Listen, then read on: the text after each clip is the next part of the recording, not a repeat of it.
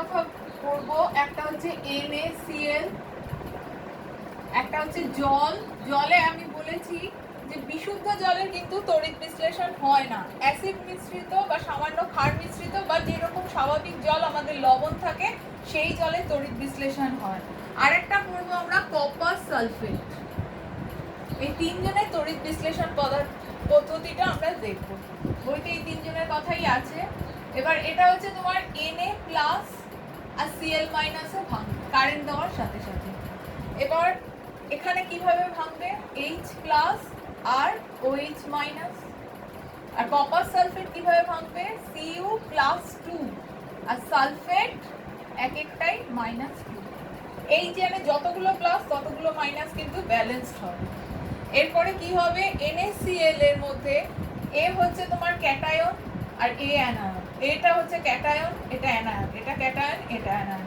আমি বলেছি ক্যাটায়ন চলে যাবে ক্যাথোডে, তাহলে ক্যাথোড বিক্রিয়া কি হবে, ক্যাথোড কোন তড়িৎদ্বার, নেগেটিভ তড়িৎদ্বার, আর অ্যানোড হচ্ছে পজিটিভ তড়িৎদ্বার।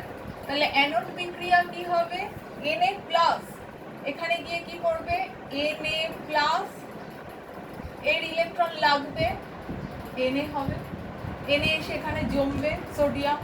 আর ক্লোরিন অ্যানোডে গিয়ে মাইনাস, প্লাসে চলে যাবে অ্যানোড তড়িৎদ্বারে, সে কিন্তু ইলেকট্রন ছাড়বে, Cl হবে, কিন্তু Cl তো প্রকৃতিতে থাকতে পারে না, তাহলে দুটো Cl থেকে দুটো ইলেকট্রন বেরোলে 2Cl হবে, যে পরে Cl2 হিসাবে ওই গ্যাসের ওই অ্যানোডের পাশ থেকে এই গ্যাসটা বেরোবে।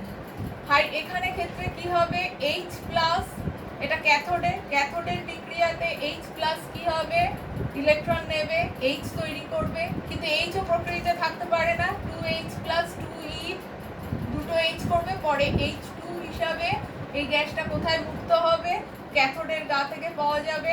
আর OH-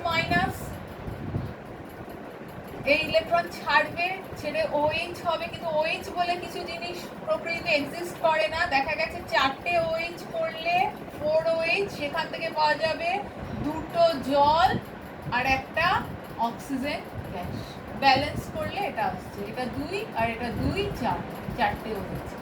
তাহলে ক্যাথোড থেকে আমরা পাবো হাইড্রোজেন গ্যাস, পরীক্ষা করতেই পারি, ক্যাথোডের সামনে যদি যে গ্যাসটা বেরোচ্ছে তার সামনে যদি একটা জ্বলন্ত কাঠি রাখি তাহলে আমরা কি দেখব, গ্যাসটা নীল শিখায় জ্বলছে, কাঠিটা নিভে যাচ্ছে। আর অ্যানোডের সামনে যদি আমরা একটা কাঠি রাখি তাহলে আমরা কি দেখব, গ্যাসটা নিভে জ্বলছে না কিন্তু কাঠিটা খুব উজ্জ্বলভাবে জ্বলছে, তাহলে এটা এখানে কি আছে, অক্সিজেন। সেরকম কপার সালফেটও ক্যাথোডে গিয়ে কি করবে, কপার সালফেটের ক্যাথোডে, এটা হচ্ছে অ্যানোডের বিক্রিয়া, কপার সালফেটের ক্যাথোডের বিক্রিয়া কি হবে, Cu+2, সেই ইলেকট্রন নেবে, সিমিলার বিক্রিয়া, Cu হবে। আর এখানে একটা ব্যাপার আছে, কপার সালফেটের ক্ষেত্রে কিন্তু SO4- কিছু করতে পারবে না, SO4- ইলেকট্রন ছেড়েও SO4 বা কিছু না, ও দ্রবণে SO4 হয়েই থাকবে। তাহলে অ্যানোডে বিক্রিয়াটা কি হচ্ছে, এক্ষেত্রে কিন্তু দুটো পাতই তোমার কপারের তৈরি হবে। তাহলে কপার সালফেট দ্রবণে দেখো, দ্রবণ যখন দুটো পাত ক্যাথোড এবং অ্যানোড দুটোই কপার দিয়ে তৈরি, এবার কপার সালফেট দ্রবণে কপার সালফেটের সাথে আর কে আছে, দ্রবণ যখন, তাহলে আর কে আছে, জল আছে। তাহলে কপার সালফেট এইভাবে ভাঙছে আর জলটা এইভাবে ভাঙছে।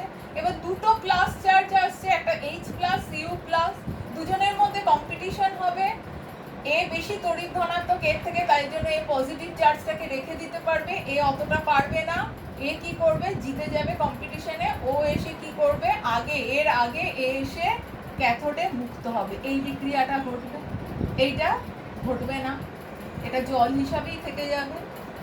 আর সালফেটও পারবে না করতে, OH-, এরা দুজনেই অ্যানোডের দিকে আসছে কিন্তু এরা কেউই মুক্ত হতে পারছে না, এরাও দ্রবণ এভাবে থেকে যাচ্ছে H+ এর সঙ্গে জল হিসাবে। আর সালফেট কি করছে, এই যে কপার, অ্যানোডের যে কপারটা, সে কিন্তু দ্রবণে চলে আসবে, সে এসে কি হবে, Cu+2 করবে আর দুটো করে ইলেকট্রন ছাড়বে, রেখে দেবে অ্যানোডে, দুটো করে ইলেকট্রন রেখে দেবে, তাহলে এ কিন্তু এখানে দ্রবণে চলে আসবে।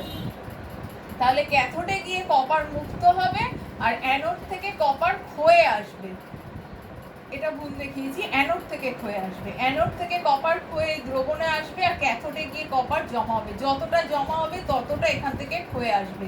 এই Cu+2 গুলো আবার এই SO4 মাইনাসের সঙ্গে যুক্ত হয়ে এখানে আবার কপার সালফেট দ্রবণী ভর্তি থাকবে, এর কোনো গাঢ়ত্ব কমবে না। এইভাবে তিনজনের তড়িৎ বিশ্লেষণ পদ্ধতি দেখানো হলো। এরপরে আসছি তড়িৎ বিশ্লেষণ, যে এতগুলো কথা আমি বলছি পড়াচ্ছি, কেন পড়বো, এর প্রয়োগটা কি, বাস্তব জীবনের প্রয়োগ কি, সেটা আমাদের জানতে হবে। 1 নম্বর প্রয়োগ তড়িৎ লেপন। তড়িৎ লেপন 2 নম্বর আছে ধাতু নিষ্কাশন, 3 নম্বর আছে বিশুদ্ধীকরণ, সেগুলোতে পরে যাচ্ছি।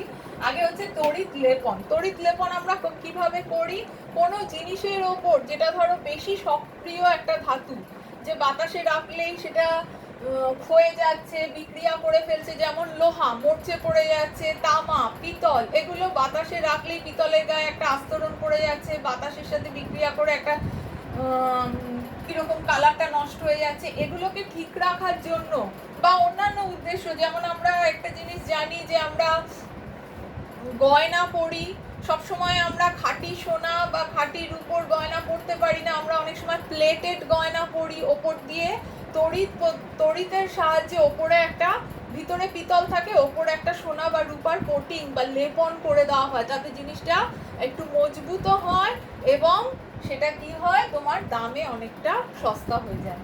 সেই তড়িৎ লেপন হচ্ছে উদ্দেশ্য, একটা ধাতুর ওপর আরেকটা ধাতুর প্রলেপ দেওয়া, যেমন জিঙ্ক দিয়ে বা নিকেল দিয়ে লোহার ওপর প্রলেপ দেয় যাতে মরচেটা না পারে। লোহার জিনিসই থাকলো, শক্তপোক্ত জিনিসই থাকলো, কিন্তু ওপরে কোটিংটা থাকলো। তাহলে এই তড়িৎ লেপন হচ্ছে একটা বিশাল সুবিধা এই তড়িৎ বিশ্লেষণে। তড়িৎ লেপন তাহলে কার উপর করা হয়, যে ধাতুটার উপর তড়িৎ লেপন করা হবে তাকে নেওয়া হবে সবসময় ক্যাথোডে, আর যে ধাতু দিয়ে তড়িৎ লেপন করা হবে তাকে নেওয়া হবে কিসে, অ্যানোডে। আর এই অ্যানোডে যে ধাতু নেওয়া থাকবে, যে ধাতু দিয়ে তড়িৎ লেপন করা হচ্ছে, তারই কোনো লবণের দ্রবণ আমাকে নিতে হবে তড়িৎ বিশ্লেষ্য হিসাবে। তোমাদের বইতে তামার লেপন আছে, নিকেলের আছে, লোহা রূপার ইত্যাদি আছে। তাহলে তামার লেপনের ক্ষেত্রে আমরা ক্যাথোডে কাকে রাখবো, যাকে দিয়ে আমরা করবো, যার উপর লেপন করবো, সেটা লোহার দ্রব্য হতে পারে, একটা লোহার চামচ হতে পারে, যা ইচ্ছা হতে পারে। অ্যানোডে কিন্তু অবশ্যই আমি তামা রাখবো, যাকে দিয়ে আমি লেপন করব তাকে আমি কি রাখবো, অ্যানোডে। আর কার দ্রবণ আমি রাখবো, তামারই দ্রবণ, কপার সালফেট, এর সাথে সামান্য অ্যাসিড মিশিয়ে দেওয়া হয়। নিকেলের লেপন করলে আমি কি করব, পিতল বা লোহা, যে কোনো দ্রব্য যার উপর আমি লেপন করব, পিতল বা লোহা, তাকে আমি কি রাখবো, ক্যাথোডে। আর অ্যানোডে আমি কাকে রাখবো, নিকেলকে। আর নিকেল যাকে দিয়ে আমি লেপন করেছি তাকেই আমি অ্যানোডে রাখবো। আর নিকেলেরই লবণ NiSO4 নিকেল সালফেট আমি কিসে রাখবো, তোমার বিশ্লেষ্য হিসাবে। আর একটা হচ্ছে তোমার সোনা বা রূপো, এর যদি আমি লেপন করি, ধরো আমি পিতল নিলাম, পিতলের ওপর লেপন করতে চাই, পিতলের একটা গয়না নিলাম, জাস্ট গয়নাটাকেই দিয়ে দেবো, ওই গয়নার শেপেই, চুড়ি হলে চুড়ির শেপেই আমি ক্যাথোডটা বানিয়ে ফেলবো। আর অ্যানোডটা আমি কাকে দেবো, সোনা বা রূপা, সোনা হচ্ছে তোমার AU বা রূপা হচ্ছে AG, একে বলে অরো, এটা হচ্ছে আর্জেন্টো, এই সংকেত এটা, এদেরকে দেবো। আর পটাশিয়াম অরোসায়ানাইড বলে একটা লবণ আছে নিকেলের, এইটাকে নেব এই নিকেলের না, সরি, সোনার। আর পটাশিয়াম আর্জেন্টোসায়ানাইড হচ্ছে রূপোর। এই লবণের দ্রবণ আমি কিসে নেব, তড়িৎ বিশ্লেষ্য হিসাবে। তাহলে দেখো, অ্যানোডে আমি যাদের নিয়েছি তাদেরই লবণ আমি তড়িৎ বিশ্লেষ্য হিসাবে নেব, আর যার ওপর প্রলেপটা দেবো তাকে আমি কিসে নেব, ক্যাথোডে। তাহলে ক্যাথোডে তোমার বিক্রিয়াটা কি হবে, এটা যেমন আমি যদি তামার ওপর লোহার ওপর তামার দ্রবণ প্রলেপ দেখাই, তাহলে ওইভাবেই অ্যানোডে এসে অ্যানোড থেকে তামাটা বেরিয়ে এসে তোমার লোহার ওপর গিয়ে অ্যানোড বিক্রিয়াটা দেখিয়েছিলাম, লোহার ওপর গিয়ে জমা হবে। ধরো তামা আছে, আচ্ছা ওটা আমি বিশুদ্ধকরণের সময় দেখিয়ে দেবো। নাম্বার 2 হচ্ছে ধাতু নিষ্কাশন।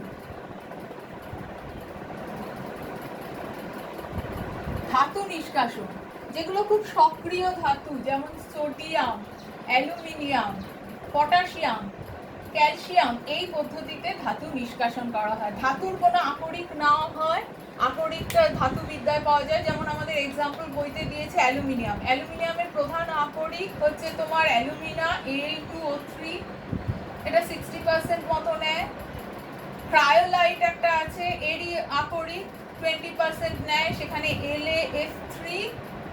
La3NAF, এই পুরোটা হচ্ছে অ্যালুমিনিয়ামের একটা আকরিক, একে বলে ক্রায়োলাইট। আর 20% ফ্লুওস্পার বলে একটা থাকে, সেটা সংকেত লিখিনি, সেটা থাকে। এগুলোকে নিয়ে নেয়, নিয়ে এগুলোকে গলিয়ে নেয়, কারণ তড়িৎ বিশ্লেষণের শর্তই হচ্ছে তরল অবস্থায় থাকে। গলিয়ে নেওয়ার পরে অ্যালুমিনিয়াম তোমার +3 হবে, এখান থেকেও অ্যালুমিনিয়াম +3 হবে, আর অক্সিজেন তোমার -2।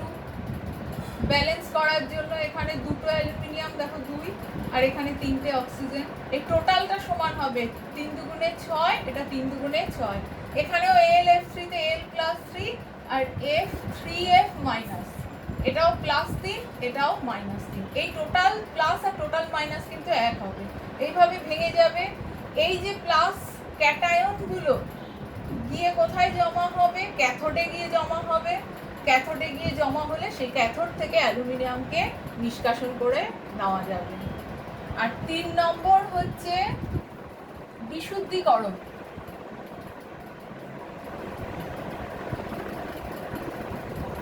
বিশুদ্ধীকরণটা আমি আবার এখান থেকেই লিখি।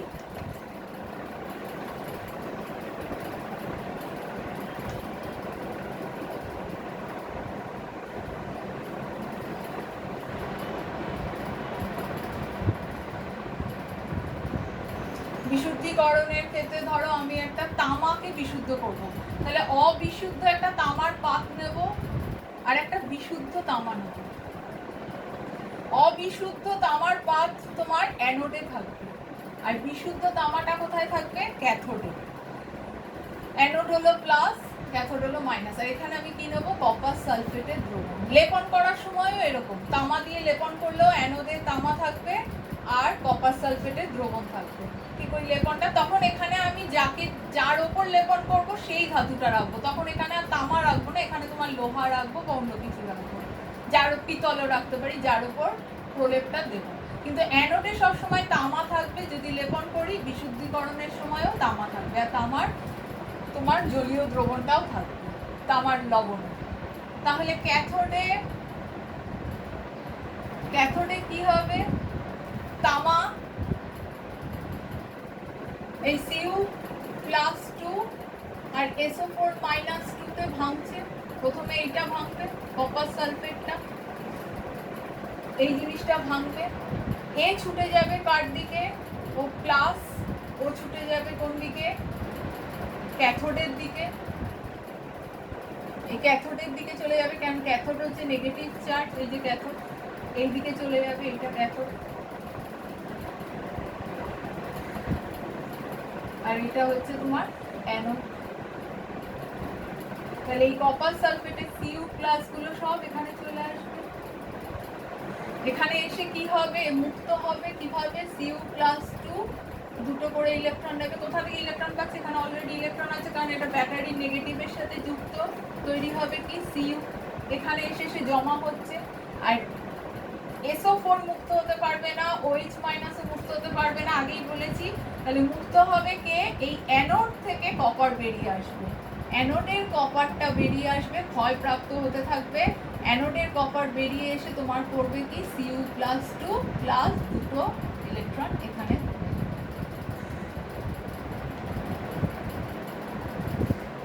দুটো ইলেকট্রন এখানে দেবে। তাহলে এই দুটো ইলেকট্রন এখানে ছেড়ে চলে যাবে, তাই এর প্লাস আছে, ওর ঘাটতিটা মিটে যাবে ইলেকট্রন দেওয়ার জন্য। আর সিইউ এখানে বেরিয়ে এসে কি করবে, দ্রবণে আসবে, আর দ্রবণ থেকে সিইউ আবার এখানে এসে জমা হবে। এই যে জমা হচ্ছে ক্যাথোডে, আর সেই ঘাটতি মেটাচ্ছে কে, অ্যানোড থেকে কপার বেরিয়ে বেরিয়ে আসবে। তাহলে তড়িৎ লেপনের সময় যে জিনিসটা নেওয়া হয়েছে তার উপর এখান থেকে বেরিয়ে এসে আরেকটা ধাতু এখানে জমা হবে। তড়িৎ লেপনের সময় এটা দুটো আলাদা ধাতু নেওয়া হবে। এখানে হচ্ছে তোমার বেশি সক্রিয় পিতল বা লোহা ইত্যাদি নেবে, যার ওপর লেপন দেওয়া হচ্ছে, আর যাকে দিয়ে দেওয়া হচ্ছে সে থাকবে এখানে। এখান থেকে বেরিয়ে এসে এর গায়ে জমা হবে, আর দ্রবণটা এরই দ্রবণ নেওয়া হবে। অ্যাকচুয়ালি এখান থেকে দ্রবণ থেকে আয়ন এখানে এসে জমা হবে, আর এর ঘাটতি মেটাবার জন্য এইখান থেকে ক্ষয়ে ক্ষয়ে, পাত থেকে ক্ষয়ে ক্ষয়ে দ্রবণে আসবে। এই হলো বিক্রিয়া। আর বিশুদ্ধকরণের সময় সেমই, এখানে আবার দুজনকেই কপার নিতে হবে। লেপনের সময় থেকে এর পার্থক্য কি, লেপনের সময় যার উপর লেপন দিয়েছি তাকে এখানে রেখেছি, আর তামার লেপন যদি দিই, ধরো তামাকে এখানে রেখেছি, নিকেলের লেপন দিলে নিকেলকে এখানে, রূপার দিলে রূপার, সোনার দিলে সোনা, আর তারই লবণ এখানে রেখেছি। আর বিশুদ্ধিকরণের সময় দুটো বিশুদ্ধ অবিশুদ্ধ দুটো একই ধাতু থাকবে দুটো পাতে, এখানেও তামা এখানেও তামা। এটা হচ্ছে তোমার অবিশুদ্ধটা, অবিশুদ্ধটা থেকে তামা বেরিয়ে আসবে বিশুদ্ধ হয়ে। এটা একটা মোটা অবিশুদ্ধ পাত এখানে থাকবে তামার, আর এখানে বিশুদ্ধ থাকবে, কারণ এটাই আমার আলটিমেটলি কালেক্ট করতে হবে। দ্রবণ থেকে তামা গিয়ে এর ওপর জমা হবে, আর অবিশুদ্ধ থেকে তামা ক্ষয়ে ক্ষয়ে এর মধ্যে আসবে, আর যেটুকু পড়ে থাকবে সেটা অশুদ্ধি, সেটা পড়ে বার করে দিতে হবে। এই হলো তোমাদের তড়িৎ বিশ্লেষণ চ্যাপ্টারটা।